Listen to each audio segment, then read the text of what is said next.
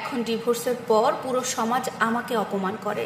এখন আমি মানুষের দাঁড়ে দাঁড়ে ঘুরছি, মানুষের লাথি খাচ্ছি, মানুষের বকা খাচ্ছি, কটু কথা শুনছি।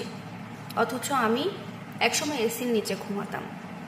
স্বামী মারা যাওয়ার 1 ঘন্টা আগেও আমি এসির নিচে ঘুমাতাম। আমার স্বামী যখন মারা যায় তার ঠিক 2 ঘন্টা পর থেকেই আমাকে আর কেউ সহ্য করতে পারছে না। যারা আমাকে ধুয়ে ধুয়ে পানি খেত তারা আমাকে অপমান করছে, আমাকে কেউ আর দেখতে পাচ্ছে না।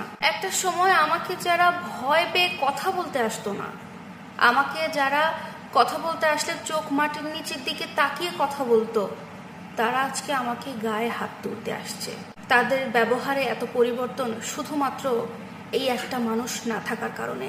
বিশ্বাস করেন, আমার স্বামী যখন বেঁচে ছিল তখন আমি এগুলো কিছুই বুঝতে পারিনি। আমার স্বামীকে আমি এত অপমান করেছি, এত তুচ্ছ তাচ্ছিল্য করেছি, এত ছোট করেছি, তারপরেও না সে আমাকে একটা টু শব্দ করে নাই।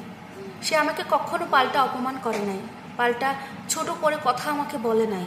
বরং আমার স্বামী আমাকে প্রত্যেকটা মুহূর্তে বুঝিয়েছে, তোমার ভুল হচ্ছে, তুমি নিজেকে একটু শুধরিয়ে নাও।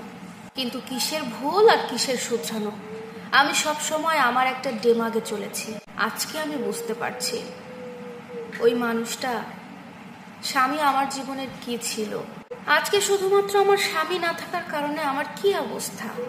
যারা আমার দিকে তাকায় কথা বলতে ভয় পাইতো তারা আজকে আমাকে মারতে আসতেছে।